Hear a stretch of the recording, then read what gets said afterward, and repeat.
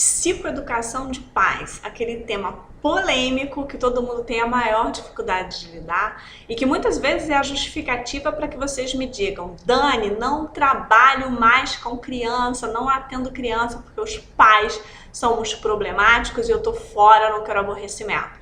Bom, gente, quando a gente está pensando em TDAH e quando essa criança ou esse adolescente chegou até a gente, né, para nossos cuidados de alguma forma, seja por uma queixa que veio da escola, seja por uma queixa familiar, seja por ambos, faz parte do nosso trabalho, né? Faz parte da nossa investida nessa busca, né, pela qualidade de vida dessa criança.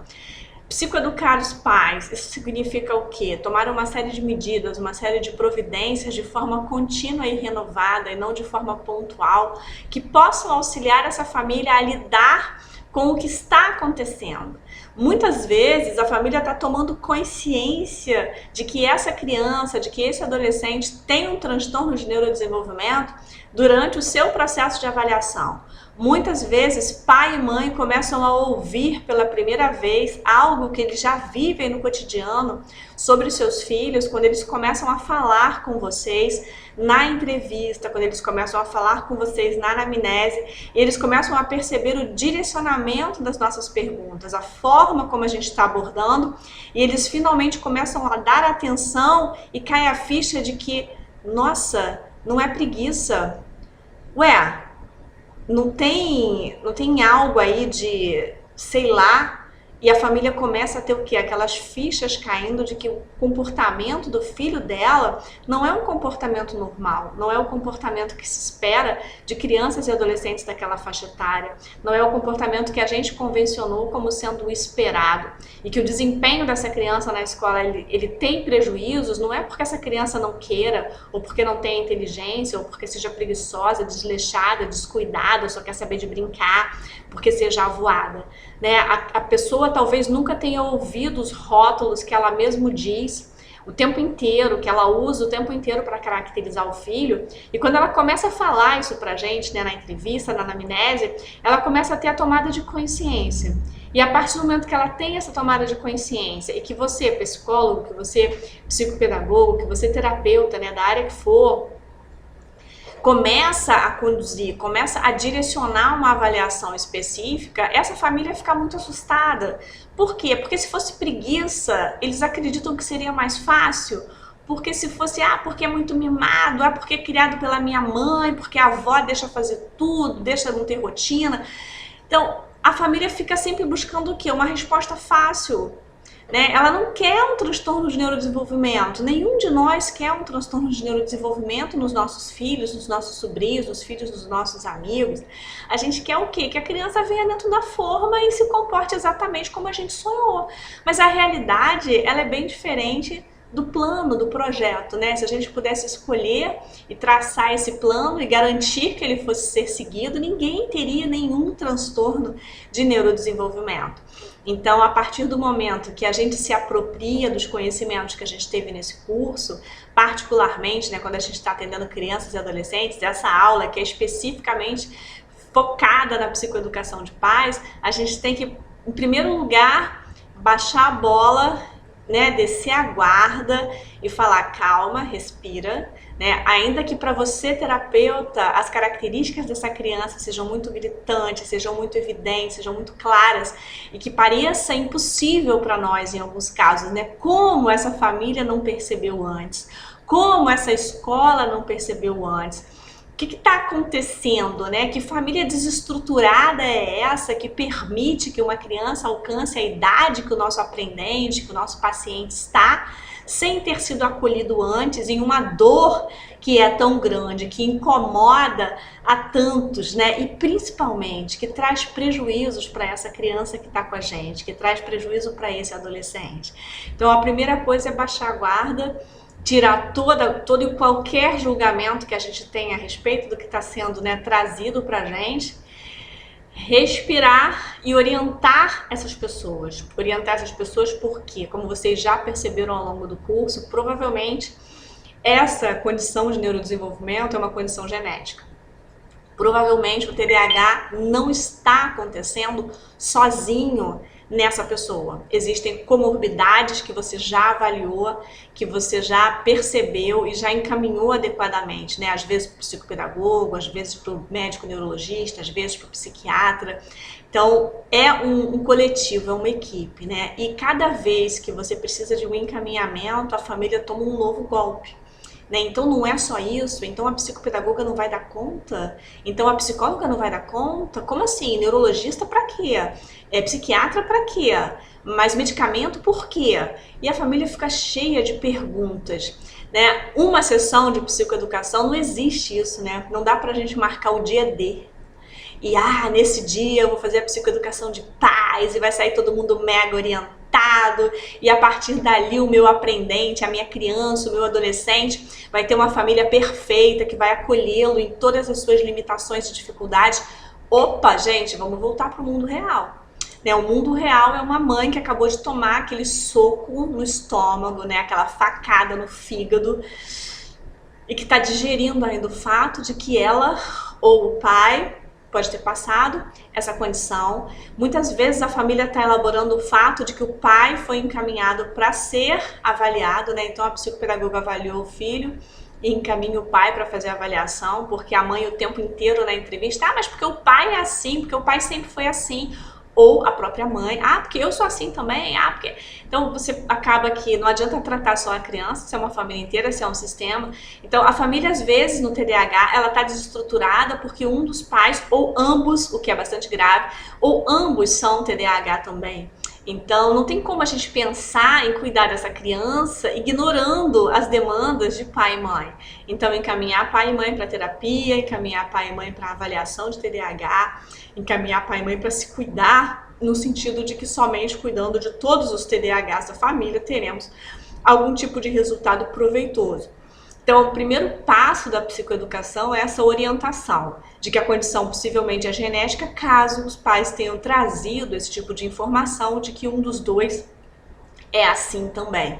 Tá, então isso é a primeira coisa, orientar esses pais no sentido de cuidem-se, vocês precisam de acolhimento, de compreensão para direcionar de uma forma mais produtiva e adaptada a vida de vocês. A partir do momento que essa família entende que realmente o funcionamento dela tá fora da curva, é muito diferente, a vida financeira tá desorganizada e eles ganham bem às vezes, né? Fala, nossa, a gente tem um salário bom, mas a gente não consegue dar conta, porque o TDAH é desorganizado, né? Então, às vezes, um sendo desorganizado, e se esse, por acaso, for o responsável pelas contas, a gente vai ter uma família que, mesmo tendo renda mais que suficiente, vai viver desorganizada, vai viver desestruturada, vai ter dificuldade para pagar as sessões de tantas terapias que vão ser necessárias, de tantos médicos e cuidados que vão demandar a partir dali. No entanto, o que a gente percebe na prática clínica? 3, 4 meses depois que a gente conclui uma avaliação de uma criança, encaminha pai e mãe para fazer acompanhamento também, esses pais buscam isso, o que a gente começa a ver 3, 4 meses depois? A família inteira começa a funcionar de uma forma mais adaptada. Então, em um processo psicopedagógico, acompanhando crianças, por exemplo, eu tive famílias que ao longo de 8 a 9 meses deram uma virada muito significativa. Por quê? Porque eles compreenderam. E essa psicoeducação é um processo contínuo. Então tem um pouquinho de porta de consultório, naquele momento que você está entregando para o pai, para a mãe, tem umas pitadinhas de WhatsApp com dicas de leitura, com dicas de exercícios, de atividades que podem ser feitas, de sugestões, né, de vivências em família que possam auxiliar essa criança no seu desenvolvimento.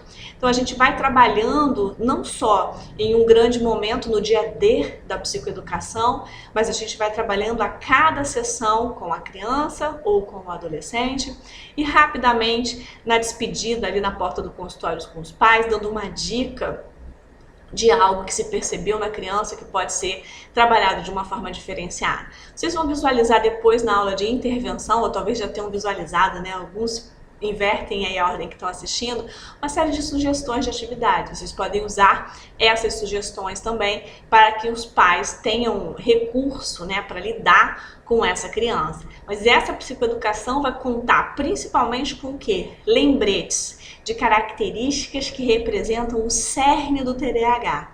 Então, quais são as características cerne do TDAH naquele filho, naquela criança que está diante de vocês, que vocês estão acompanhando? Tem que lembrar aos pais essas características, lembrar aos pais como eles podem lidar com isso, como eles podem falar com essa criança para ser mais assertiva, reduzindo, por exemplo, o número de etapas, pedindo uma coisa de cada vez, organizando uma rotina semanal, organizando uma rotina diária. E aí aqueles quadros, né, de rotina, quadros do tipo planner, tem uns que são imã de geladeira, né, uma folha A4 que você compra pronto aí nesses sites, né, que já vem o planner de rotina semanal e tem que organizar ali a rotina dessa criança com horários, com atividades, com lembretes, organizar lembretes nos celulares dos pais, nos celulares dos filhos, lembrando que quem tem TDAH pode ignorar esses lembretes, pode ficar chateado com tanto alarme tocando, pode ignorar, simplesmente botar o telefone e tirar todas as notificações. E aí ele vai esquecer de fazer tudo simplesmente porque é chato ser lembrado o tempo inteiro do que tem que ser feito. Então, criar estratégias, organizar a rotina de dever de casa, a rotina de trabalhos e tarefas, a rotina de agendamento de estudos para preparação de provas. Se a criança faz reforço escolar, organizar essa rotina de reforço escolar para que ela não fique exaustiva, lembrando que a criança precisa ser criança, ela precisa ter momentos lúdicos durante o dia, ela tem que ter momentos de lazer, ela tem que ter momentos de meditação, se ela curtir, se você conseguir fazer essa atividade com ela. Então, é necessário psicoeducar os pais para que eles compreendam as limitações que o TDAH traz, que nós vimos aqui, aquelas questões de desatenção, de impulsividade e hiperatividade, e aí isso é muito particular, a gente vai direcionar para cada paciente o que a gente tem que destacar, para que esses pais aos poucos internalizem e compreendam que aquelas ações, que aqueles comportamentos que essa criança está desenvolvendo estão todos direcionados para o quê? Para o que ela é capaz de fazer de acordo com a habilidade mental, de acordo com o funcionamento mental que ela tem naquele momento. Lembrando sempre aos nossos pais, eles estão em neurodesenvolvimento até os 24 anos de idade. Tenhamos paciência, sejamos persistentes, sejamos consistentes com as nossas falas e com as nossas ações, com os modelos de funcionamento, com os exemplos que a gente dá. Então, trabalhar essa psicoeducação de pais é um processo contínuo, né? Eu queria muito colocar aqui uma série de slides para vocês e falar, gente, olha só, é só seguir esse roteiro aqui que vai dar tudo certo em 1 hora, 50 minutos de sessão, os seus pais vão sair experts. Não existe uma fórmula, existem adaptações que a gente vai fazer para cada criança. A psicoeducação, ela é muito particular, ela é muito individual. Eventualmente a gente tem, nesse momento eu tenho 4 crianças com TDAH que eu estou atendendo e cada uma delas tem particularidades muito peculiares. Então não tem como eu ter um roteiro que possa atender a todas essas famílias. A gente tem o quê? Demandas, o que a criança traz. Eu tenho o privilégio de encontrar com elas 2 vezes por semana. Muitos terapeutas encontram uma vez só. Então se você só tem um encontro semanal, a preparação desse momento tem que ser feita com muito critério, com muito carinho, para que a acolhida seja efetiva e que se tenha resultado, né? Que a gente possa notar a produtividade dessa criança com o passar do tempo. Então, olhar para as particularidades e apontar caminhos para que ele possa desenvolver todas as suas potencialidades da melhor forma possível.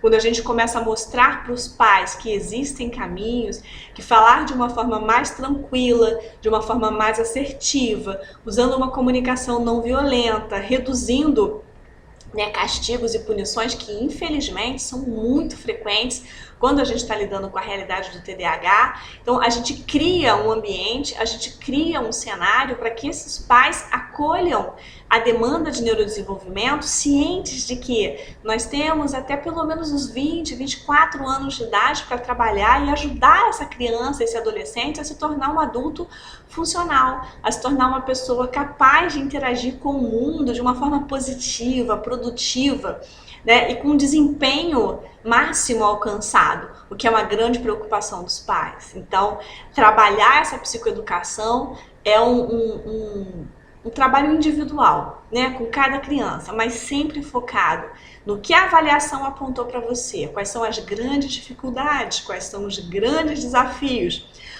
Compreender a condição é a base para os pais. Então, a base da psicoeducação é orientar os pais sobre esses pontos que foram destacados na avaliação como limitações de seus filhos e mostrar para eles que é possível, com uma forma de interação produtiva, levar essa criança, ajudar essa criança, esse adolescente a alcançar um patamar de muito sucesso, de muita produtividade.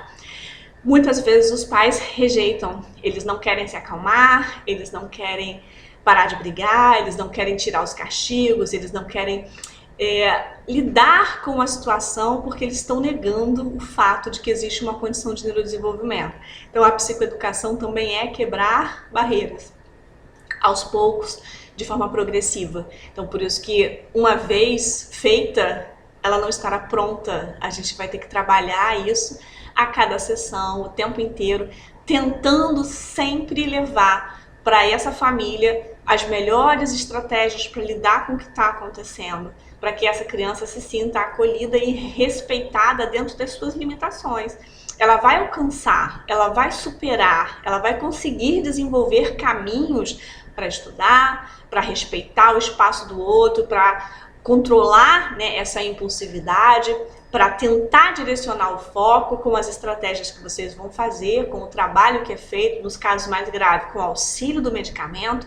Mas sozinho o medicamento não dá conta, sozinha a psicopedagoga não dá conta, sozinho o psicólogo não dá conta. Então a gente tem um coletivo, né? E a família, ela é um ponto principal nesse aspecto. Por isso, orientem, expliquem sobre a condição, expliquem as características específicas daquela criança, daquele adolescente e repitam isso na porta do consultório a cada encontro de forma breve, né, rápida, destacando o que? Alguma fala que a criança trouxe, alguma pontuação que fez, perguntando como é que está a relação em casa, na tentativa de criar um ambiente amistoso e produtivo para essa criança. Espero que essas breves orientações sobre como lidar com os pais possam ter ajudado vocês na reflexão de como é complexo construir essa psicoeducação de pais de uma forma produtiva. Esse caminho da comunicação não violenta, ele é um caminho certamente muito eficaz na maior parte dos casos. Bons estudos e até a nossa próxima aula. Tchau, tchau!